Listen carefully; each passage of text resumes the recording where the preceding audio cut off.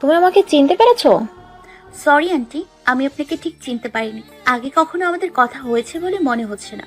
মহিলার মুখ নিমেষেই গম্ভীর হয়ে গেল। হয়তো রুশির বলা কথা উনি পছন্দ করেননি। পূর্বের ন্যায় গম্ভীর কণ্ঠে বলে উঠল, আমি সাবিনা জামিল খান। কথাটা শুনে রুশি কিছুটা অবাক হলো। নামটা বড্ড মিল। তুমি যা ভাবছো ঠিক তাই। তুমি যার সাথে 3 দিন পূর্বে বিয়ে করেছো, অর্থাৎ শায়ান জামিল খান, সম্পর্কে আমার ছেলে। কথাটা শুনে রুশি চুপটি বেড়ে গেল। সায়ান রুশিকে তার পরিবার সম্পর্কে কিছুই বলেনি, আর না রুশি জানতে চেয়েছে। যেখানে সম্পর্কটাই মনের অবাধ্যে করা, সেখানে এসব জেনে কি করবে ও? আর যাই হোক, ওর মতো অনাথকে খানবাড়ির লোকেরা বউ হিসেবে কিছুতেই মেনে নেবে না। কারণ বড় লোকদের কাছে মানুষের জীবন থেকে স্ট্যাটাসের মূল্য অনেক বেশি। এসব জীবনে নিজেকে না জড়ানোই ভালো। কিন্তু এই মহিলা কি করে জানলো ওদের বিয়ের কথা, যেখানে অন্য কেউ জানেনি না? হয়তো ভাবছো আমি কি করে জানলাম তোমাদের বিয়ের কথা। যাকে বিয়ে করেছো সে আমার ছেলে হয়, আর তার প্রত্যেকটা খবর সবার আগে আমার কাছে যায়। আমি সবটাই জানি। এখন বলো, তুমি ওকে কেন বিয়ে করেছো? টাকার জন্যে? তাহলে বলো, কত টাকা দরকার তোমার? কত টাকা হলে আমার ছেলের লাইফ থেকে চলে যাবা? কথাগুলো শুনে রুশি তেতে উঠল। ওর আত্মসম্মানে তীব্র আঘাত করা হয়েছে, তাই চুপ করে থাকার প্রশ্নই আসে। ও কখনোই কারো ব্যাংক ব্যালেন্স দেখে বিয়ে করেনি। করেছে নিজের সম্মান রক্ষার্থে আর অনাগত সন্তানকে বাবার ছায়ায় বড় করতে। কখনো যাতে ওকে শুনতে না হয় যে সে বাবা ছাড়া পৃথিবীতে এসছে। রুশি যথাসম্ভব নিজেকে শান্ত রেখে বলল, আপনি আমার থেকে বড়, তাই আপনাকে আমি সম্মান করি। কিন্তু আমি আপনার ছেলের টাকা দেখে বিয়ে করিনি। যেহেতু বিয়ের খবর জানি, সেহেতু এটাও নিশ্চয় জানেন যে আমাদের বিয়েটা কেন হয়েছে। আমি এই অতকথিত সমাজে নিজের সম্মান রক্ষার্থে বিয়ে করতে বাধ্য হয়েছি, কারণ আমার চরিত্রে কেউ আঙুল তুলুক তা আমি চাই না। হ্যাঁ, আপনার ছেলে আমাকে বলেছে সে আমার পড়াশোনার খরচ ওঠাবে, আর আমি রাজি হয়েছি। হয়তো বলতে পারেন আমি তার কিছুটা ফায়দা উঠাচ্ছি, কিন্তু আমি যদি চাকরি পাই তবে তার সম্পূর্ণ টাকা আমি ফেরত দিয়ে দিব। বিশ্বাস করবেন কিনা জানি না, তবে সত্যি বলছি, যদি অন্য কোনো উপায় থাকতো তবে এমন দাম্পত্য জীবনে আমি ঘুণাক্ষরেও জড়িয়ে পড়তাম না। রুশি একটানা কথাগুলো বলে একটু থামলো, তারপর আবারও বলে উঠল, হয়তো আমি মধ্যবিত্ত পরিবার থেকে বিলং করি, আমার আপনাদের মতো টাকা নেই, কিন্তু আমার কাছে সবচেয়ে প্রিয় আমার আত্মসম্মান। তাই আমাকে টাকার লোভ দেখিয়ে লাভ নেই। হ্যাঁ, আমি জানি আমি স্বার্থপর হয়ে নিজের কথা ভেবে আপনার ছেলের শর্তে রাজি হয়েছি, তবে তার ঘাড়ে সারা জীবন বোঝা হয়ে থাকার কথা আমি কোনো কালই ভাবিনি। আমি সময় মতো আপনার ছেলেকে মুক্ত করে দেব, তবে এখন সেটা সম্ভব নয়। আমার কাছে এই মুহূর্তে যাওয়ার মতো কোনো জায়গা নেই। রুশি কথাগুলো বলে নিচের দিকে তাকিয়ে রইল। ও জানে মহিলার মুখভঙ্গি এখন কিরূপ হবে, তাই বলে চুপ করে থেকে অপমান সহ্য করার মেয়ে ও কখনোই ছিল না। তাতে যে যাই ভাবুক না কেন, হয়তো মহিলা এখন রাগ দেখিয়ে চলে যাবে, কিন্তু তাতে ওর কিচ্ছু যায় আসে না। যদি আমি তোমাকে থাকার ব্যবস্থা করে দিই আর পড়াশোনার খরচ চালাই, তবে তুমি শায়ানকে ছেড়ে দিবে? যদি আমি একা হতাম তবে ছেড়ে দিতাম, কিন্তু আমার সাথে আমার সন্তানের জীবন জড়িত, আর আমি চাই সে তার বাবার পরিচয় জানুক আর ভালোবাসা পাক। কথাগুলো মনে মনে আওড়ালেও মুখে বলল না রুশি। যেখানে কোনো অনুভূতি নেই সেখানে থেকে কি লাভ? আর 3 বছর পর নিজের সন্তানকে সায়নের কাছে দিয়ে চলে যাবে, এটাও ভাবতেই পারছে না। তাই ও না হয় একা নিজের সন্তানকে নিয়ে থাকলো।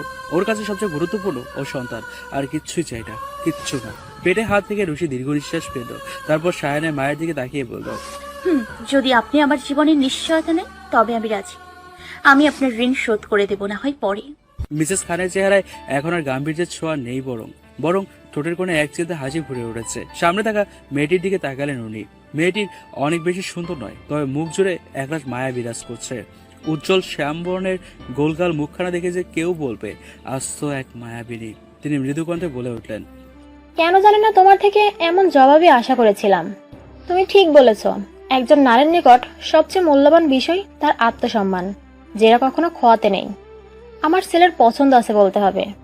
ভদ্রমহিলা হঠাৎ সুর পরিবর্তনে রুশি কিছুটা অস্বস্তিতে পড়ল। ও ভেবেছিল মহিলা রেগে চলে যাবে, কিন্তু মহিলা উল্টো মিষ্টি ভাষায় কথা বলছে। আমি অনেক খুশি হয়েছি যে তুমি আমার ছেলের বউ, আমার ছোট্ট শায়ানের অর্ধাঙ্গিনী। সত্যি বলতে তোমার মাঝে আমি নিজেকে দেখতে পাই। আমিও মধ্যবিত্ত পরিবার থেকে বিলং করি, তবে কখনো নিজের আত্মসম্মান হারাইনি। তাই তোমার শ্বশুর যখন প্রস্তাব দিয়েছিল সোজা নাকচ করে দিয়েছিলাম। পরে যখন বুঝতে পেরেছি সে আসলে আমার প্রতি সিরিয়াস, তখন পারিবারিকভাবে আমাদের বিয়েটা হয়। সে যাই হোক, তুমি আজ থেকে আমার বৌমা না, বরং আমার মেয়ে। আর আমার মেয়েকে আমি আমার কাছে নিয়ে রাখতে চাই, তাতে তোমার কোনো আপত্তি আছে? রুশি কিছু বলতে যাবে, তার পূর্বেই দরজার কাছ থেকে চড়া গলায় একজন বলে উঠল। তার আপত্তি আছে কিনা জানি না, তবে আমার ঘোর আপত্তি আছে। রুশি তাকিয়ে রেখে সায়ান দাঁড়িয়ে আছে, পুরো মুখ জুড়ে এক রাশ ক্লান্তি, মুখে খোঁচা খোঁচা দাঁড়িয়ে উঠেছে, হয়তো অবহেলার ফসল। রুশি চোখ সরিয়ে নিল সায়ান থেকে, কেন যেন ওই বাদামি চোখ জোড়ে বেশিক্ষণ তাকিয়ে থাকা হয়ে ওঠে না ওর। মনে হয় ওই চোখের মায়ে ডুবে যাবে ও, যাও চায় না। সায়ান গম্ভীর চেহারায় ঘরে ঢুকে সোফায় বসলো, তারপর বলে উঠল, মিসেস খান, আপনি এখানে কি করছেন? আর আপনি ওর সাথে কেন দেখা করতে এসেছেন? সায়ন, ভুলে যেও না আমি তোমার মা। তুমি আমাকে না জানিয়ে বিয়ে করেছো, তা আমি না হয় মেনে নিলাম, কিন্তু তুমি ভাবলে কি করে আমি খান বাড়ির বউকে এখানে থাকতে দেব? তাছাড়া ও এখন একা নয়, ওর মাঝে খান বংশের বংশধর বেড়ে উঠেছে, ওর পাশে এখন মানুষ দরকার। লিসেন, সেটা নিয়ে আপনাকে চিন্তা করতে হবে না। ওর খেয়াল রাখার জন্য মেইড আর কেয়ারটেকার আছে। তুমি আর কতকাল এরূপ থাকবে সায়ন? তুমি আমার সাথে এমন ব্যবহার করে যাবে সারা জীবন, তাও আবার তন্ত্রিকা, ওই সেই দুর্দিনের মেয়ের জন্য? ওই দুদিনের মেয়েটাকেই আপনি মারতে চেয়েছিলেন মিসেস খান, যেখানে জানতেন আমি তাকে বিয়ে করতে চাই। আমি কতবার বলবো আমি তাকে মারতে চাইনি, শুধুমাত্র ভয় দেখাতে চেয়েছিলাম। আমি হয়তো বিশ্বাস করে নিতাম, কিন্তু নিজের চোখকে তো অবিশ্বাস করা যায় না মিসেস খান। আমি সচক্ষে সবকিছু দেখেছি। সায়ান অন্যদিকে ফিরে বসলো, চেহারায় ক্রোধ স্পষ্ট। মিসেস খান আর কথা বললেন না, সোজা সাপটা হয়ে বললেন, এখনো সেই মেয়ের পক্ষেই আছে। তবে রশিকে কেন বিয়ে করেছো? এত যদি তাকে ভালোবাসো, তবে আরেকজনকে কেন জড়ালে নিজের সাথে? সেটা আমার ব্যাপার, আপনার মাথা ঘামানোর দরকার নেই। আপনি এখন আসতে পারেন। মিসেস খান ছেলের জেদের সামনে টিকতে পারলেন না, তিনি উঠে দাঁড়ালেন, তারপর পা বাড়ালেন যাওয়ার জন্য। কিন্তু কি মনে করেছেন পেছনে তাকিয়ে বললেন, তোমার চন্দ্রিকা জানে তুমি বাবা হতে চলেছো, তাও সেই মেয়ের সন্তানের, যাকে তুমি বিয়ে করেছো 3 দিন পূর্বে। নাকি সবার মতো তাকেও জানাওনি? রুশি সায়ানের চোখে স্পষ্ট ভয় দেখতে পেল, যেন কিছু হারিয়ে ফেলার ভয়। রুশির মাথায় শুধু একটা জিনিসই ঘুরপাক খাচ্ছে, কে ওই চন্দ্রিকা? তবে এটা সেই যার কাছে সায়ান ওয়াদাবদ্ধ। সায়ান চড়া কণ্ঠে বলে উঠল, ইউ কান্ট ডু দিস। চন্দ্রকে এই ব্যাপারে কিচ্ছু জানাবেন না, ও যাতে জানতেও না পারে আমি বিয়ে করেছি। মিসেস খান বিনিময়ে কিছু না বলে সামনের দিকে তাকিয়ে মুচকি হাসলেন। সেই হাসি যেন অনেক কিছুই বলে দিচ্ছিল। মিসেস খান দরজা দিয়ে বেরিয়ে যেতেই সায়ান সোফায় মাথা এড়িয়ে দেয়। মাথা প্রচন্ড যন্ত্রণা করছে। একজন বিজনেসের কাজে এই 3 দিন দেশের বাইরে ছিল। রাত 3টায় বাংলাদেশে এসে পৌঁছায়ও, তাই নিজের অফিসের সাথে অ্যাডজাস্ট করা বেডরুমে গিয়ে ফ্রেশ হয়ে মাত্রই ঘুমার প্রস্তুতি দিচ্ছিল। তখন সাহিল ফোন করে বলে যে মিসেস খান গাজীপুরের খামারবাড়ির দিকে যাচ্ছে। কথাটা শুনেই দ্রুত জ্যাকেট পরে বেরিয়ে পড়ে। এই মুহূর্তে ওর ঘুমের প্রয়োজন ছিল খুব, তাই হয়তো মাথায় এমন করেছে। এর 3 দিনে অপরাধবোধ সায়ানকে কুড়ে কুড়ে খেয়েছে। ওর প্রত্যেকটা মুহূর্ত মনে হয়েছে ও চন্দ্রীকে ঠকাচ্ছে। সেটা অবশ্য যথেষ্ট কারণ রয়েছে। সেদিন এখান থেকে যাওয়ার পর এখনো পর্যন্ত ও এই মেয়েটির কথা ভেবেছে। কেন ভেবেছে তার কারণ জানা নেই ওর, কিন্তু ও ভেবেছে। কেয়ারটেকারের কাছ থেকে প্রতি মুহূর্তে এই মেয়েটির খোঁজ নিয়েছে ও। মেয়েটি কি করছে, ওর মুড এখন কেমন, আর ওর শরীরের অবস্থা কেমন। যদি কখনো খুব বেশি মিস করছে, তবে ভিডিও কলের মাধ্যমে এক নজর মেয়েটিকে দেখে নিয়েছে। মেয়েটির হাসিমাখা মুখ, গম্ভীর মুখ, চিন্তিত মুখ বা অবাক চাহনি সবকিছু যেন দেখতে খুব সুন্দর লাগে। মনে শত ব্যস্ততার মাঝেও একটু প্রশান্তি। কিন্তু কেন এমনটি করছে ওর জানা নেই। ও এই প্রথম নিজের বিরুদ্ধে গিয়ে কিছু করছে, আর যতবার করছে ততবার মনে হয়েছে ও চন্দ্রীকে ঠকাচ্ছে, ভীষণ ভাবে ঠকাচ্ছে। এভাবে কোনোদিন ও চন্দ্রীর খোঁজ নেয়নি, না কখনো ব্যস্ততার মাঝে ওকে দেখতে চেয়েছে। সবসময় চন্দ্রী ওকে কল করেছে। সত্যি বলতে ও কখনো নিজে থেকে খোঁজ নেয়নি ওর, তাই নিজেকে ভীষণ ছোট মনে হচ্ছিল। তাই তো গতকাল সারাদিন ও মেয়েটির খোঁজ নেয়নি, নিজেকে ব্যস্ত রেখেছে হাজারো কাজের ভিড়ে। কিন্তু নিজের একাকিত্ব সময়ে সবার প্রথম এই মেয়েটির কথা মনে পড়েছে তার। শেষমেশ আর না পেরে মেয়েটিকে শুধু একটি নজর রেখে নিয়েছিল। ওই ঘুমন্ত মুখখানায় ছিল হাজারো মায়ার ভিড়। অবাধ্য মন নিজের অজান্তেই প্রেমে পড়তে চেয়েছিল, কিন্তু তাও হতে দেয়নি। ওই যে ওয়াদাবদ্ধ, আর জীবন কাউকে ভালোবাসার ওয়াদাবদ্ধ, কিন্তু কিছুতেই যেন নিজের অশান্ত মনকে শান্ত করতে পারছে না। সত্যি বলতে ও দ্রুত পায়ে এখানে মিসেস খানকে ওদের বিয়ের সত্যিটা বলতে বাধা দিতে আসেনি, বরং ওর মনে হয়েছে মিসেস খান যদি মেয়েটিকে কিছু বলে, এই ছোট্ট মেয়েটি কিভাবে সামাল দিবে সেটা। আর যাই হোক, ওই মেয়েটিকে কোনো অস্বস্তিকর পরিস্থিতিতে ফেলতে চায়নি।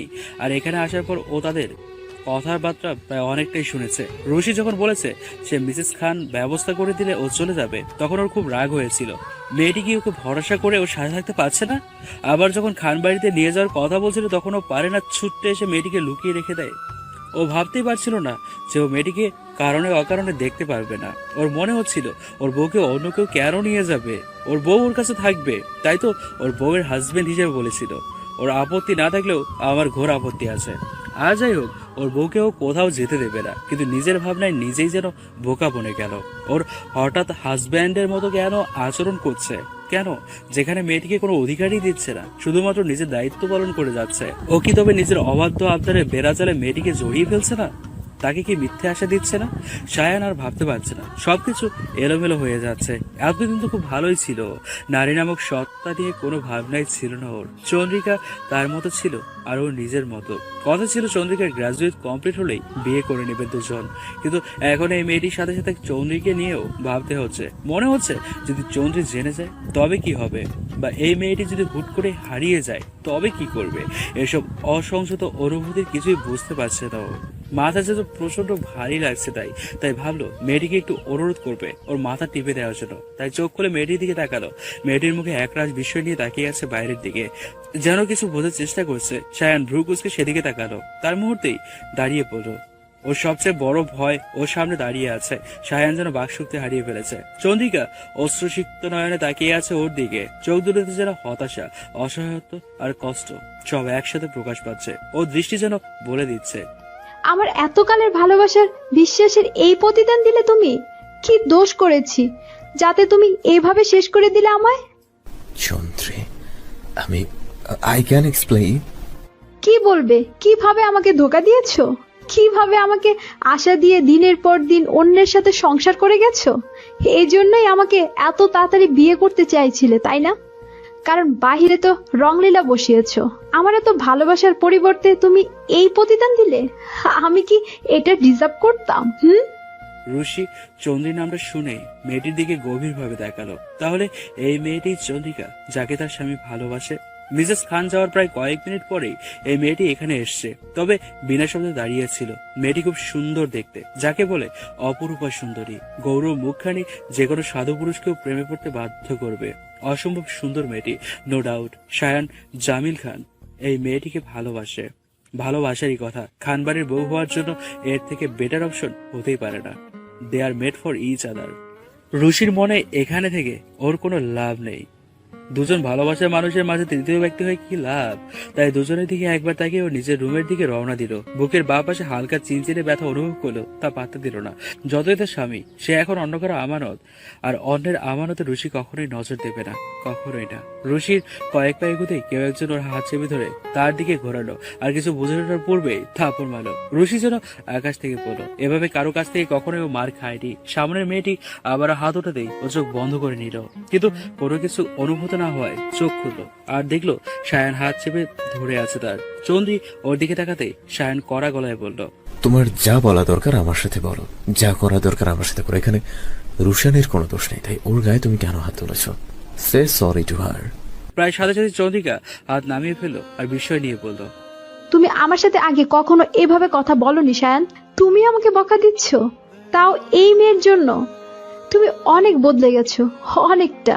চন্দ্রিকার ফুপিয়ে কান্না দেখে রুশির বেশ মায়া হলো। মেয়েটির কোনো দোষ নেই এখানে। নিজের ভালোবাসা মানুষকে কেউ কখনো কারোর সাথে শেয়ার করতে পারে না, আর যদি ভালোবাসা গভীর হয় তবে তো সেটা কল্পনাও করতে পারে না। তবে এই পরিস্থিতিতে ওরও কোনো দোষ নেই। ও না চাইতেও তাদের মাঝখানে চলে এসছে। তাই রুশির মনে হলো ও সবটা ক্লিয়ার করা দরকার। তাই ও কিছুটা দম নিয়ে মেয়েটির টলমল চোখের দিকে তাকিয়ে বলল, দেখুন, আপনি যা ভাবছেন তেমন কিছুই না। আপনার ভালোবাসার মানুষ আর আমার মাঝে তেমন কোনো সম্পর্ক নেই। যা আপনারটা আপনারই আছে, আমি আপনাদের মাঝে কখনোই। রুশি শেষ করার পূর্বে মেয়েটা যেন তেড়ে আসলো আর রাগী কণ্ঠে বলল, আমাদের মাঝে তোমাকে কে কথা বলতে বলেছে? তুমি আসনি বললেও তো এসে গেছো আমাদের মাঝে। আমি সায়নকে ভালোবাসি, কিন্তু তুমি তার সাথে বিয়ে করছো আর তার বাচ্চার বাও হতে চলেছো। তাহলে তুমি কি করে আমাদের মাঝে আসনি বলো? কথাগুলো বলেই চন্দ্রিকা বসে পড়লো ফ্লোরে, যেন সে নিঃস্ব হয়ে বসে আছে। একটা মেয়ের কাছে সবচেয়ে গুরুত্বপূর্ণ তার জীবন সঙ্গী, সেই মানুষটি তার না হলে জীবনটাই যেন মূল্যহীন। সায়ান রুশির দিকে তাকিয়ে অসহায় কণ্ঠে বলল, আই এম সরি, আমি সত্যি ভাবিনি আমার কিছু হবে। রুশি মাথা নাড়লো, তারপর রুমের দিকে এগোতে শুরু করলো। মুখে ফুটে উঠলো তার ছেলে হাসি। সেই তো এখানে তৃতীয় ব্যক্তি হচ্ছে, তাই চলে তো ওকেই যেতে হবে। ও তো আর কারোর প্রতি অধিকার দেখিয়ে বলতে পারবে না যে এটা আমার। না নিজের স্বামীকে, না নিজের অনাগত বাচ্চাকে। এর চেয়ে বড় অসহায়তা আর কি হতে পারে? কেন তোমাকে পেয়েও আমার পাওয়া হলো না? কেন এত অধিকার থাকা সত্ত্বেও তা জমানো হলো না? কেন তুমি আমি মিলে আমরা হওয়া হলো না? রুশিকে রুমের দিকে এগোতে দেখে চন্দ্রিকাও দাঁড়িয়ে পড়লো। যে অধিকার পাওয়ার জন্য ও এতদিন ধরে প্রহর গুনছে, প্রতিনিয়ত স্বপ্ন পড়েছে সায়ানের বউ হওয়ার, সেটা আজ অন্য কেউ। সায়ানের জীবনে অন্য কেউ আছে, সেটা মানা যে কতটা যন্ত্রণার তা ভাষায় প্রকাশ করা সম্ভব নয়। ও দৌড়ে বেরিয়ে পড়লো সেখান থেকে। এখানে আর এক মুহূর্ত নয়, আর দুই নারীর দুদিকে চলে যাওয়া নিঃশব্দে দেখলো সায়ান। যেই মুহূর্তে সবচেয়ে বেশি ভয় পাচ্ছিল তাই ঘটেছে আজ। সত্য লুকিয়ে রাখা সম্ভব নয়, তার নিজের সচক্ষে দেখলো। কোন দিকে যাবে ও? একদিকে এতকালের ভালোবাসা, অপরদিকে দায়িত্ব। দায়িত্ব আর ভালোবাসার বেড়াজালে ও ঝুলে আছে কিং কর্তব্য বিমূঢ় হয়ে।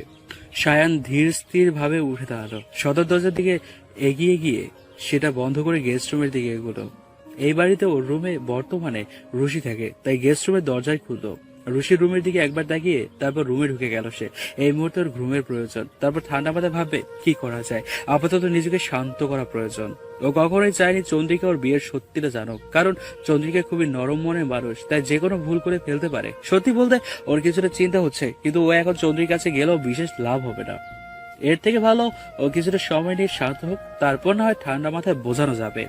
সায়নের মাথায় চট করে কিছু একটা আসলো আর তাড়াহুড়ো করে উঠে বসলো। আচ্ছা, রুশাটি ব্যাপারটাকে কিভাবে নিয়েছে? ও তো চন্দ্রিকার বিষয়ে জেনে গেছে এবং এটাও জানে ও চন্দ্রিকাকে বিয়ে করবে, তবে ওকে খারাপ ছেলে ভাবছে অন্য ছেলেদেরও চরিত্রহীন, যে কিনা দুটো মেয়েকে একসাথে রাখছে। কিন্তু এমনটা তো চায়নি। মুহূর্তেই যেন সায়ানের মন গ্রাস করলো এক রাশ বিষণ্ণতা। হঠাৎ করেই যেন মনটা অনেক খারাপ হয়ে গেল। রুশি ওকে খারাপ ভাববে, ব্যাপারটা যেন ও মেনে নিতে পারছে না। এতটা খারাপ লাগছে কেন ওর? তবে কি তাকে গিয়ে বলবে যে সে যা ভাবছে তা সত্য নয়? চন্দ্রিকার ততটা কাছে আজ অব্দিও যায়নি, কিন্তু তাকে বিয়ে করতে চেয়েছে। ও কাউকে ঠকায়নি, শুধু পরিস্থিতির শিকার। কিন্তু এটাই বা কিভাবে নিবে রুশি? যদি ভাবে আমি একসাথে দুজনের মন জুগিয়ে চলছি। আচ্ছা, আমরা না হয় স্বামী স্ত্রী না হলাম, তবে আমরা ভালো বন্ধু হতে পারি না? আমি যদি তার বন্ধু হতে চাই তবে কি সে মেনে নেবে আমায়? এসব সাত পাঁচ ভাবতে ভাবতে সায়ানের চোখে ঘুমেরা ভর করলো। তলিয়ে গেল ঘুমের অতল রাজ্যে। তার ঠিক পাশের কামরায় রুশি তাকিয়ে আছে দূরের ওই বিশাল আকাশের দিকে। খন্ড খন্ড মেঘেরা ঘুরে বেড়াচ্ছে সমস্ত আকাশ জুড়ে। সাদা নীলের এই অদ্ভুত খেলা দেখতে মগ্ন সে। এখন রাত নয়, তাই আকাশ জুড়ে তারাদের ভেলা নেই। যদি থাকতো তবে একা থাকতো না, খুব কাছের একজন এর সাথে কথা বলতো প্রাণ খুলে, নিজের জমানো সকল কথা ঝুড়ি খুলে বসতো। আর সে নিঃশবে সব শুনে যেত, মাঝে মাঝে বড্ড ভাবে, আচ্ছা এইও সেই মানুষটির সাথে এতগুলো কথা বলে, সে কি আদৌ একবার হলেও কি তাকে ভেবে আকাশ পানে তাকায়? তার কথা মনে করে তারাদের সাথে কথা কয়? হয়তো না, কিন্তু ও বলে, আর আজীবন বলে যাবে। খুব মনে পড়ে ওই দিনের কথা, যখন দুজন পাশাপাশি বসেছিল খোলা আকাশের নিচে হাজার তারার ভিড়ে। রুশি তখন খিলখিল করে হেসে হাত বাড়িয়ে বলেছিল, ওই যে ওই ছোট্ট তারাটা, ওটা হচ্ছে আমি। আর পাশের যে একটু বড় তারা, সেটা হচ্ছে তুমি। যখন আমার সাথে কথা বলতে ইচ্ছা হবে তখন ওই তারার সাথে বলবে, আর আমি সব শুনতে পাবো। তখন সে মাথায় হালকা গাঁটটা মেরে বলেছিল, কেন রে, আকাশের সাথে কি তোর কান ফিট করেছে? ওই তোরাকে কিছু বললে তুই শুনতে পাবি। তখন ও রেগে বলেছিল, আরে তুমি বলেই দেখো না, আমি ঠিক সব শুনতে পাবো। কথাগুলো ভেবে রুশির হাসি পেল। কতটা অবুঝ ছিল। আচ্ছা, সে কি এখন তারাদের সাথে কথা বলে? তবে ও শুনতে পায় না কেন? বাকি সে বলে না, নাকি সে বলেই না, তাই হয়তো শুনতে পায় না। চেহারা, জায়গা সবকিছু অস্পষ্ট, তবে কথাগুলো আজও মনে আছে, যেন এই তো সেই দিন ও তার সাথে বসেছিল। Time flies. এখন আর ও ছোট্টটি নেই, বরং বড় হয়ে গেছে, আর শীঘ্রই মা হতেও চলেছে। সে দেখলে হয়তো হাসি দিয়ে উড়িয়ে দিত আর বলতো, তুই মা হবি, এটুকু পেটে বাচ্চা কই রাখবে? হ্যাঁ, আজ সবকিছু ঝাপসা ওর কাছে। সে মানুষটি, সে নাম আর সম্পর্ক, সবকিছু ঝাঁপিয়ে ও আজ অন্য কেউ, সম্পূর্ণ নতুন কেউ। দীর্ঘ নিঃশ্বাস ফেলে বিছানায় এসে বসলো রুশি। এই জীবনে অনেক মানুষকে হারিয়েছে ও, কাউকে হয়তো ইচ্ছে করে আর কাউকে অনিচ্ছাকৃত। কেন যেন সবাই ওকে ছেড়ে চলে যায়। গাজীপুরে এখন রাত, আর এই নির্জন এলাকায় এটি প্রায় গভীর রাত। বাইরে ঝিঝি পোকার ডাক শোনা যাচ্ছে। দোতলা খামার বাড়িতে এই মুহূর্তে চামচ নড়াচড়ার শব্দ ব্যতীত অন্য কোনো শব্দই শোনা যাচ্ছে না। সায়ান এই পর্যন্ত প্রায় 3 বার সিঁড়ির দিকে তাকিয়েছে, কিন্তু হতাশ হয়েছে। খাবারের প্রতি কেমন যেন একটা অনীহা জমে গেছে। সায়ানের দৃষ্টি অনুসরণ করে কেয়ারটেকারও সিঁড়ির দিকে তাকিয়েছে। প্রথমে বুঝতে না পেলো, পরে বেশ বুঝতে পারলো বারবার ওই দিকে তাকানোর কারণ। তাই কিছুটা সাহস জোগাড় করে বলে ফেললো, স্যার, আপনি কি রোশনী ম্যাডামকে খুঁজছেন? সায়ান চামচ নাড়াচাড়া বন্ধ করে দিল, তারপর গলা পরিষ্কার করে বলল, তেমন কিছু নাই।